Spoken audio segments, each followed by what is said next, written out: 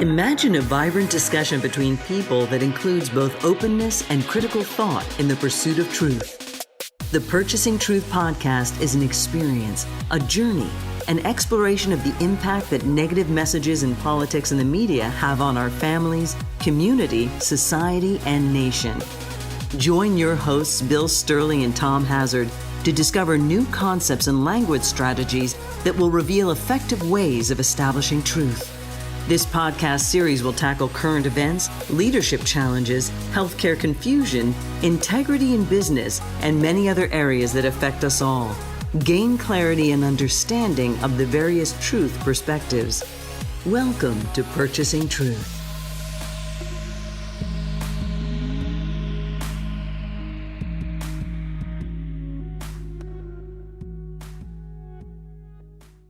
Welcome back to Purchasing Truth. I'm Tom Hazard, along with Bill Stierle.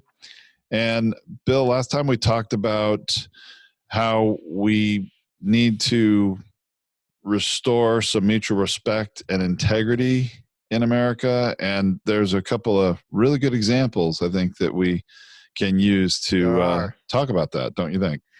Tom, this is a really good episode. I'm already excited before we even get started about how to restore respect and integrity, and how do you maintain it? How do you tell the truth when something that you said or did not go well and stuff, or the way the thing that you said or did was repeated in such a way that it doesn't fully capture the discussion? This is where, regrettably, our media and our the people that want to promote bias and promote labels and diagnoses and judgments and criticisms of each other can have a field day in the editing booth. And what I mean by that is that you can edit a sentence out of context, out of a discussion, and the sentence by itself is terrible. But in the context of things, there's a problem. Yeah. Because I mean, by itself it's awful, but in context there's a problem, because whatever paragraph was built around that sentence, there was other things going on inside that paragraph that was around that sentence. Okay, so let's do something that's very, very valuable, is to talk about this restoration of mutual respect and integrity, and knowing how to answer a tough question. I'm going to pretend I'm Bernie Sanders, and you're going to pretend that you are the moderator that's asking the question. Okay. What was that question that was asked? Did you say question to Bernie? Oh, we're saying, did you say that a woman could not be elected in 2020? Now, as Bernie Sanders, here's the best answer that he could have given. And I'm going to do this on the fly. I'm not even going to pretend that I even prepared this. Okay. Here's what he, with some training, could have done. It might have sounded like this. I'm really glad you brought up that sentence, because it's been swirling around the internet that I said such a thing. And back when I was speaking with Senator Warren about that, the thing that we were really built around that discussion was the difficulty that we went through after going through the experience of Hillary Clinton, and the way Americans approach and aren't fully respecting women the way they need to. That sentence was built, I don't think a woman could be elected in 2020, is the amount of doubt and skepticism that was put into the environment that's unfounded.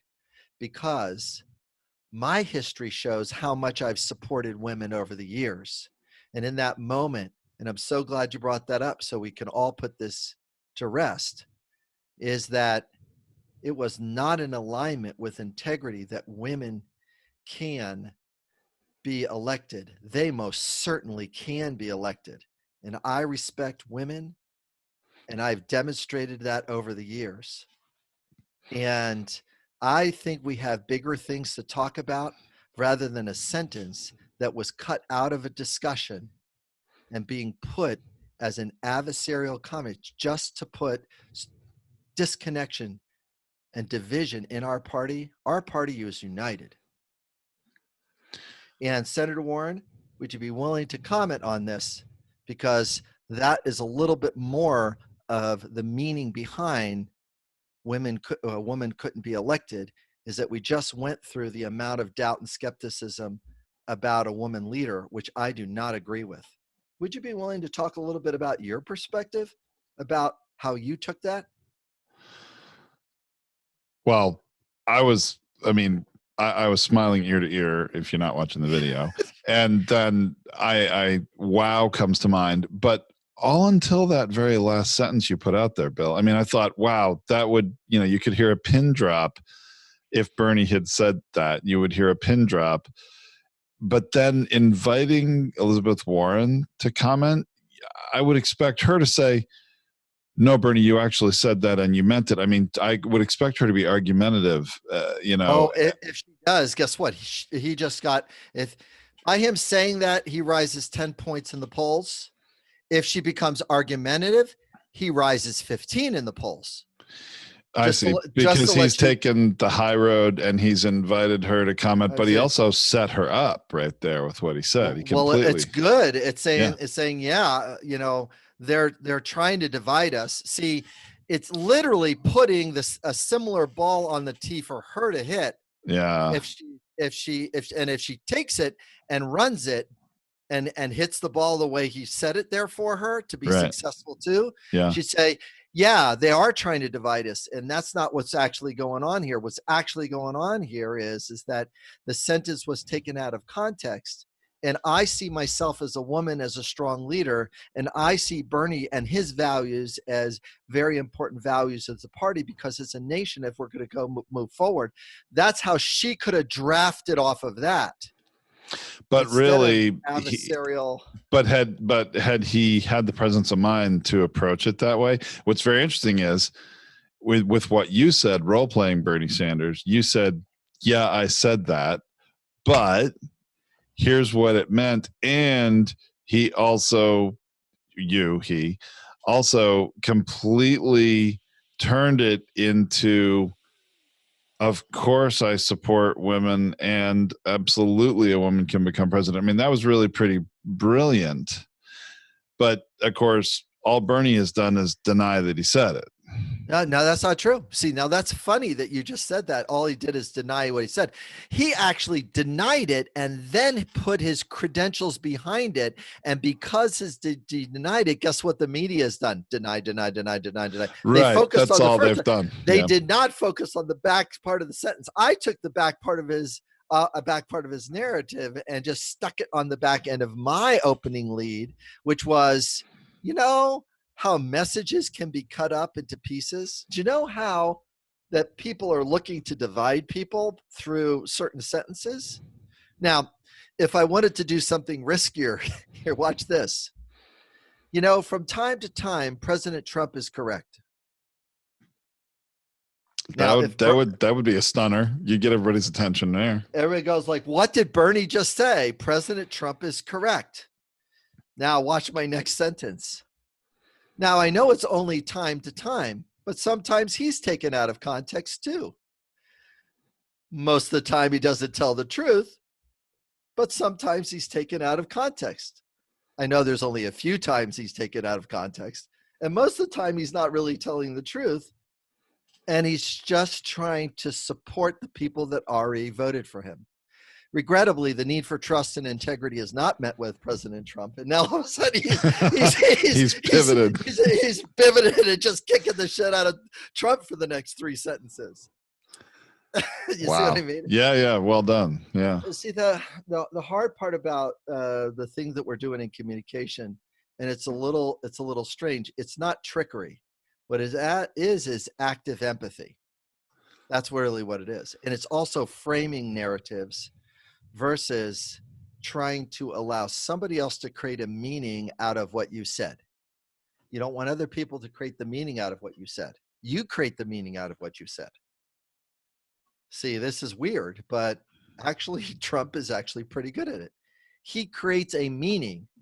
It's not a true meaning, but he creates the meaning and he stays with the meaning. This means this. And because there's a partial truth to it, and because you've been propagandized to believe this to be true,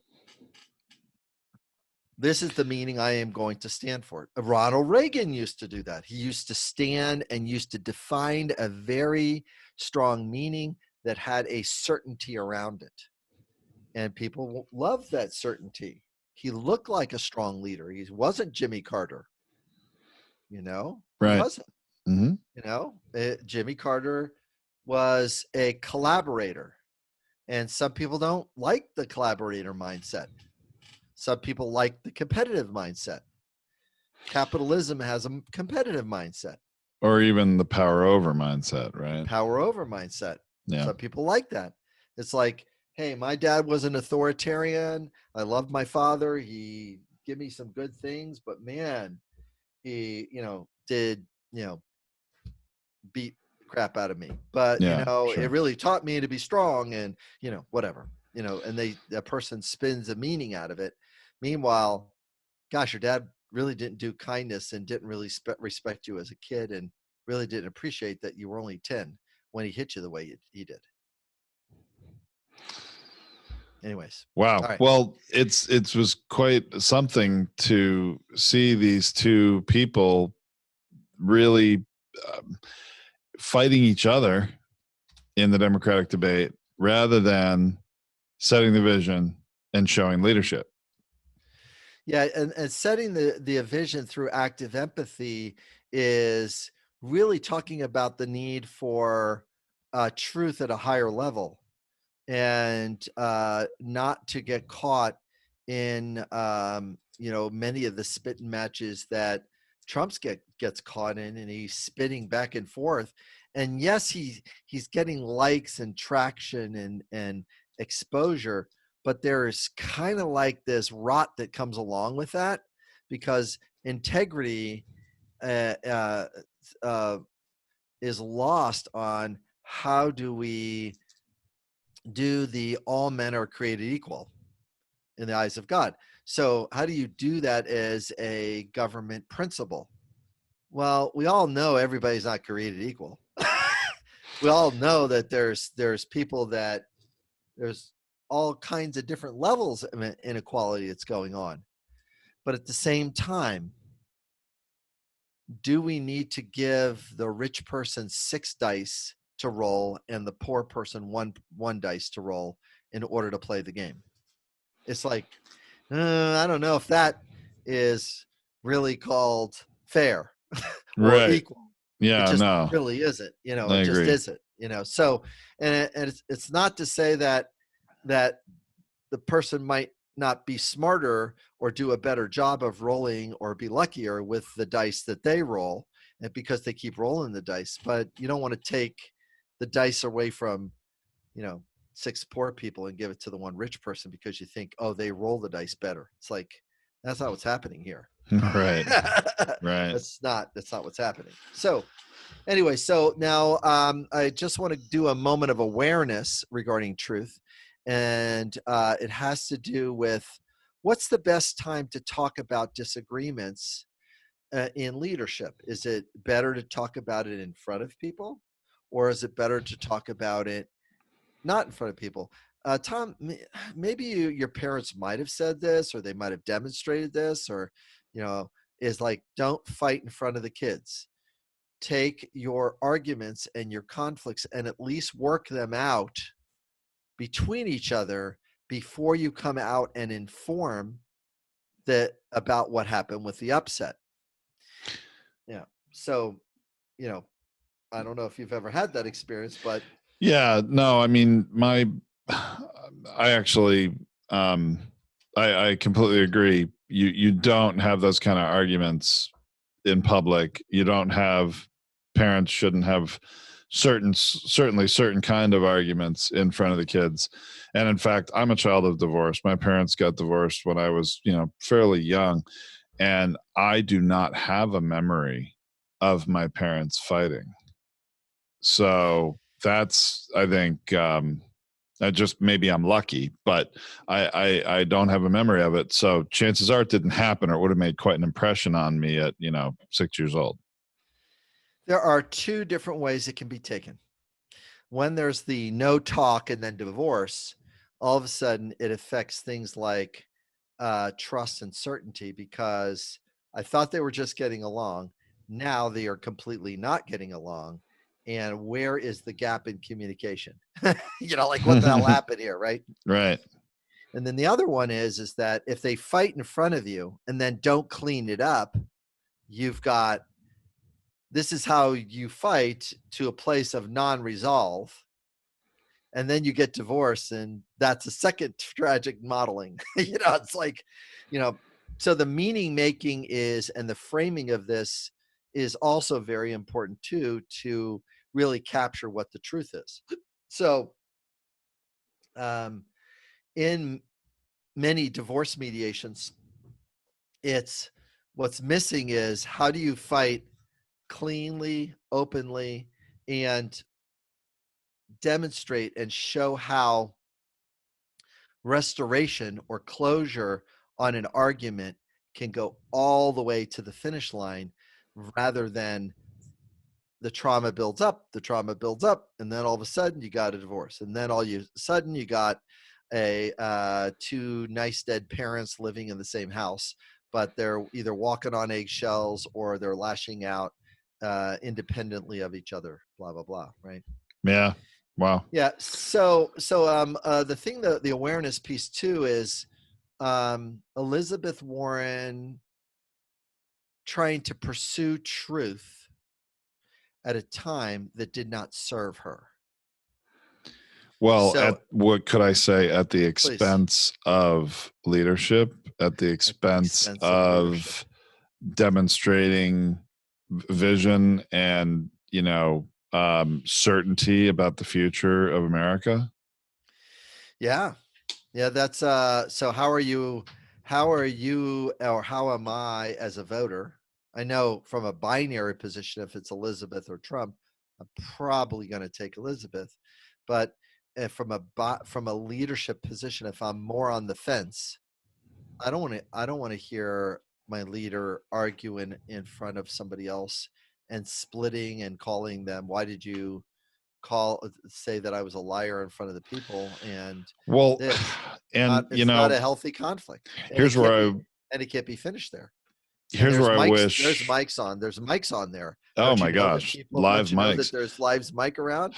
Well, here's where I would like at some point to have a woman guest on the show or a participant, because I think it's hard for a couple of middle-aged guys to talk about a female candidate in some ways. However, I guess I'm going to make a comment here anyway, is that because Elizabeth Warren didn't set the vision, take the high road, have that discussion in private, accusing Bernie, even through the moderator, right, of making this statement, and she said it on her own too, and then forcing Bernie to say either yes I did or no I didn't. I'm concerned in some ways that hurts her overall candidacy and credibility, right, with the public in general, with the citizens of the U.S. in general, because it just shines even a larger light on the fact that she is a woman, and talking about whether a woman can be elected or not. And to me, I think you want to set the vision and just behave like, of course a woman can be elected. That's an absurd statement. Let's, talk about the future of America. Let's set the vision. Let's talk about the things that we need to be doing, not debating this tiny point. Yeah, it might have sounded like this. I'm going to pretend I'm her. And this next sentence is not a man or a woman sentence. Okay. What it is a leadership integrity sentence. and a respect sentence. From time to time, people believe and have believed in the past that women can't lead. We have many, many examples of women leading, both here at home or both internationally and here at home in the United States. We have strength. Women have strength. It's not necessarily the same kind of strength that men have, but it's still strength. We lead with our wisdom, our compassion, our ability to be decisive. And as many women out there know, we don't really fully get the acknowledgement and recognition we get, let alone the respect, when sentences like this are said in public. Now, notice how I just got. That's really smart because she didn't have to say, Bernie, you said this. Did you say this? Admit you said this or deny you said this. No, you don't. That's not the issue. That's not the issue. Right. Stay with integrity, stay with respect, extend respect to the person's belief that said that, because there are voters out there that have that belief. So you don't want to get near that belief. Women can't be elected. You don't want it repeated. You want it. This is the last time I'm ever going to face this. Do you know how many times from this moment on, over the next 4 weeks, they're going to be asked about that damn question? And it's just such a waste. What a waste. And none of them, neither of them, any of them, including Tom Steyer, knows how to do that. His best sentence on the mic right there, he's sitting there with deer in the headlights. Awkward moment, yes. In that awkward moment, he needed to look at both of them and say, we have a need for privacy right now, and we're working together collectively in order to make a difference here for America. Would the two of you be willing to? And if he says that, come with me, and that goes viral, oh my gosh, then he moves up to 10, 15 points. Yeah, because it would be seen as a leader. He's seen as a leader. He's not seeing as deer in a headlights with conflict. Yep.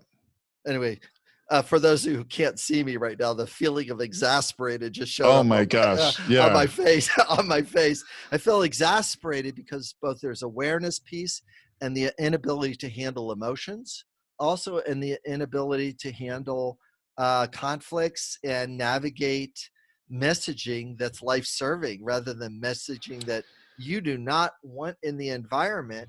And the judgment is to shut that down, but really the qualification, Tom, is to move it through to closure. That's actually what we're actually facing it, and then moving it through to closure. Yeah, this is going to be the soundbite that doesn't go away, or the wedge issue, and it's just such a distraction. It's a shame, really. Yeah, it's disheartening. And doesn't this really show you that people without skills in command of language and communication can really are at such risk in all these debates of doing more harm to themselves than good, aren't they? Yeah, I think so. Without some skill and ability, it's very hard for them, with the tools and the language mindsets that they have, the ability to really kind of jump in there and mix it up, and mix it up with people who have different beliefs, and be able to not be in a place of agreement with that person, but be in a place of, empathy and compassion that the person's holding the belief, not discounting the value of their life on the planet by disagreeing with that belief. See, they've invested a lot in that. So the thing about what you just said, role-playing Elizabeth Warren, that was so brilliant is not only did she avoid the issue, it wasn't an issue of whether Bernie said it or not. And, she turned that into an advantage for her and a benefit. But the implication for a lot of people would still be that Bernie probably did say that, but she didn't have to say that. She didn't have to say that. She would use it to draft on. You want to draft on what the last person just said. You don't have to always, have the I agree with this, I agree with that. You don't have to do that. You say, I really value, and then whatever the need that the last person spoke from. So a lot of the mistakes that the candidates are making energetically is just trying to get their explanation in, and they've got to cut that out. It's not the strongest narrative. The strongest narrative is to listen to the question and find out what need that the person is asking about. Then talk about how they stand for that need. So, say women can't win in 2020. Did you say the sentence? Okay. Women can't win in 2020. Yeah, say Senator Sanders, did you say that? Say All that. right. Senator Sanders, did you say a woman cannot win in 2020? You know what? Equality in America with women has not been met for a long time. It's so important that equality takes place. The skill and mastery at women leaders and legislators is clearly throughout our entire history, let alone international leaders that do a wonderful job. As the president of the United States, I am so interested in creating equality so that women have the same opportunity as men. I am not interested in having a debate about a sentence that's taken out of a context of the ability to take a shot at women equality. It is not true. Now, what did I say wasn't true?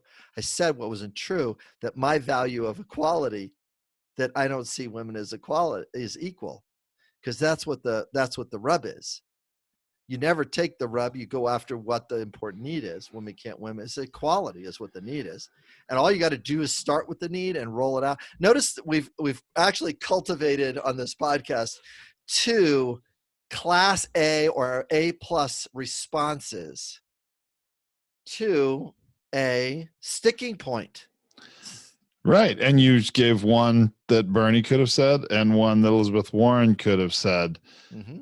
And it just highlights the skill that's needed to be more effective. So if you're listening, anybody on the Bernie Sanders campaign or Elizabeth Warren campaign, or maybe the Joe Biden campaign, Pete Buttigieg campaign, whoever is going to, maybe it's Mike Bloomberg, who knows, but whoever is going to eventually get the nomination and go up against Trump, please get some skills before you get to any of these debates with Trump. Yeah.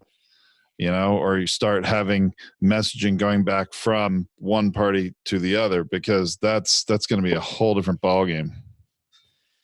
That's the thing. That's the thing, is that it's that if you're going to set aside now, one of the things that Barack Obama did very well is he stayed above the fray, and really talked about the leadership, getting people, working with the other side. The other side's really polarized. How you're going to do that? And the answer, and he stepped into the answer of, yeah, this is what a polarized things look like, but really just understanding what's happening on the other side, and why the discontent is there. That swung 20% of the votes in his direction, or 15-20% of the votes in the direction, in order to lift him into the presidency. And he never went back on that, even with the level of obstruction that the other party presented to him in secret, with what do you call it? With a great deal of collusion between all the party members to go like, hey, we're going to block him every single way, and we're going to make sure no legislation even gets to be voted on by this guy. And they success, and he didn't even know that was going on behind closed doors, right? So he's trying to talk with them for a year, and they're thinking like, oh my God, we're just going to string this guy out, and they did for a year, and he's going like, forget it, they're just stringing us out now, and then finally they voted on the healthcare and passed it and stuff like that. But the movement, the awareness of how to restore collaboration and cooperation in our government is sort of what's next. And right now, because of the impeachment and The messaging is that Trump has been impeached. He is an impeached president, and he is going to be now voted on whether or not the need for integrity or mutual respect is going to show up inside the hearts and minds of the 7 Republicans that are going to walk across the aisle. And the 7 Republicans that will walk across the aisle. And when they do, they get to have this language so they can have their off ramp. I'm giving Republicans an off ramp right now. I want to hear it. Yeah. They need an off ramp, man. They need an off ramp. They need an off ramp bad. they do, because they're the inexpensive, or I was going to say cheap, freeway that they have built in order to, quote, win at the expense of the system is demonstrating that they have no money left for infrastructure to keep their freeway going. Okay, all right. So now that I've had a little fun with my own metaphor. Okay, all right. So let's see if we can have them get some help. Okay, all right. So yeah, they need some help because I think they truly want. they got to get off. They want off. They want an off ramp. They don't like Trump, but they're afraid not to. They're afraid to cross Trump. Some of them. Yeah, well, look at Amash. I would, if I was living in Michigan, I'd vote for Amash again in a heartbeat. I would too. I would vote for him in a second. I'd go like, hey, listen, you're a Republican, but you took the heat and stayed through it and said that there was enough evidence, and you bailed early, and you got out early, dude. You might be a candidate for president by doing that, because your courage to do what's right versus, follow the pack. That's problematic. To me, that's what integrity looks like. Yeah. To me. So, yeah. So yes, exactly. So let's do this off ramp. The off ramp for the senators might sound like Mitt Romney, former presidential candidate, saying, in some, he might start out his press conference like this. In leadership, we need to have the ability to make very difficult decisions that sometimes half the people won't like. And the other half of the people will like the way that we made the decision. Now, if we're going to be able to work with each other, we've got to get used to the difficulty and the courage it takes to make difficult decisions. This is what good leaders do. And because of that, I am choosing to vote for having witnesses. And I know that by standing for this, many people will not like this. But in order to meet the need for integrity for the system, for law and order, for justice, for fairness at all levels of our government, this is what's necessary for me to do. Now, notice how on the podcast the energy changed. Yeah, it did. It was like, oh, you're putting a stake in the ground, a marker for yourself about what integrity for the entire system looks like. Well, that sounds like a pretty good idea. Are you running in 4 years from now? See, because that puts him back into the leadership consideration place. Sure. See, the people in his state love him. They love him. They do. He's Mormon. He's wealthy. He's doing the whole, Utah thing, and he has fought and has done good things there and has made things better, and the state has a great deal of quality, a really powerful quality, and it has some wonderful social issues that are balanced with fiscal responsibility that go inside the state. I mean, geez, it's got the kind of the blend of the things. And it was and he showed extreme leadership in leading the 2002 Winter Olympics, which is also a beautifully nonpartisan body. Yes. I think that helped him tremendously and did him great credit. When leadership makes difficult decisions, builds alliances, and then is okay from time to time to burn the bridge of partisanship. From time to time, you got to burn the bridge of partisanship. Say, I don't agree with that. I don't think that's not congruent with where I think the greater good needs to go. And you could use that phrase, here's where the greater good needs to go. Here's where the greatness of America really lies, for the greatness of America. Oh, there's a slogan for one of the candidates if they would like that. It's where it's not make America great again or keep America great, because both of those things are very static. One's anchored in the past as if there's some illusionary thing when America was great, end of World War II, blah, blah, blah. We picked the higher cause and so on. Sure. And fought for others, because, it was just really terrible. And, and we don't want to be on the other side of that.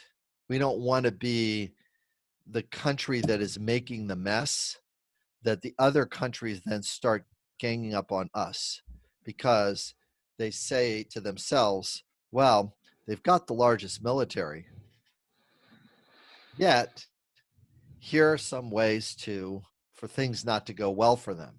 And it doesn't matter how much military they have, because you can break a country by getting them to overspend on their military.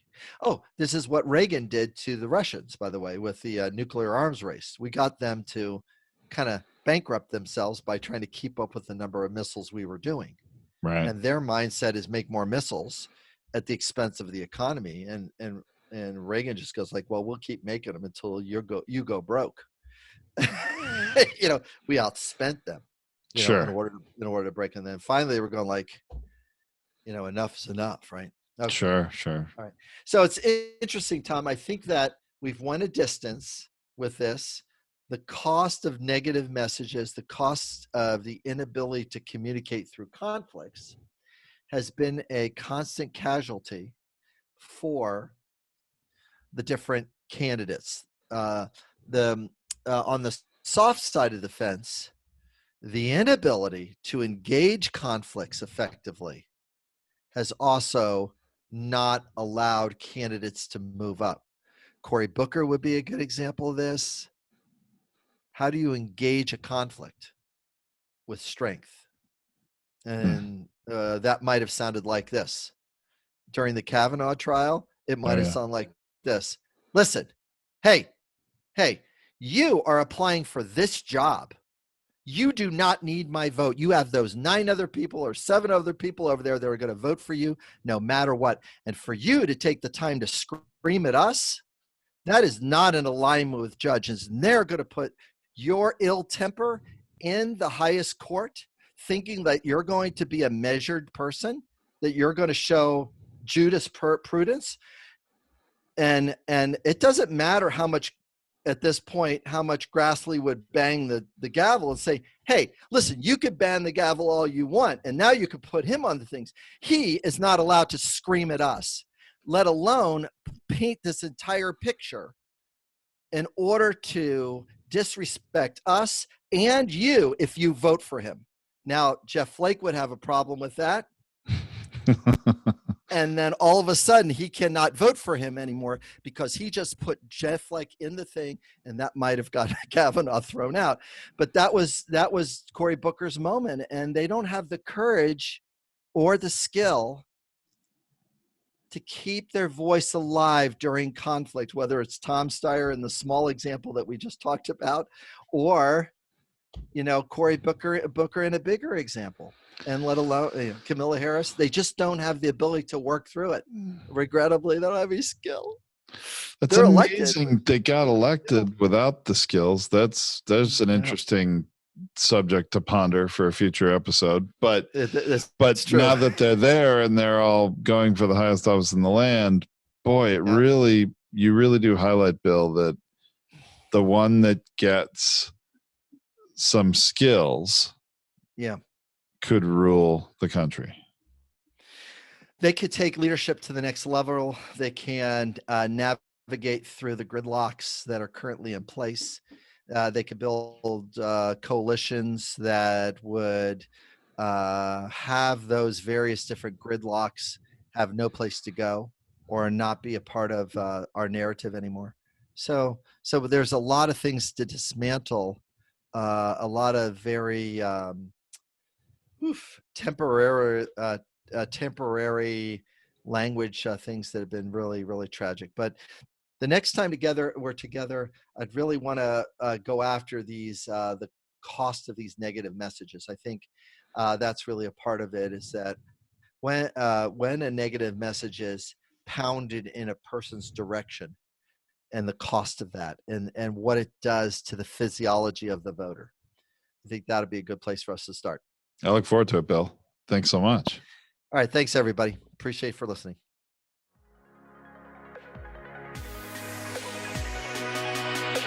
Thank you for listening to this Purchasing Truth podcast. We trust that you have enjoyed this engaging and thought-provoking conversation. Our hope is that you've received value, found clarity, and broadened your truth perspective in this episode. If you did, leave us a review or visit our website, purchasingtruth.com. Join us again for another informative and content-rich discussion here at the Purchasing Truth podcast. Don't just accept whatever information comes your way. Join the discussion. Discover your own voice. Purchase your own truth.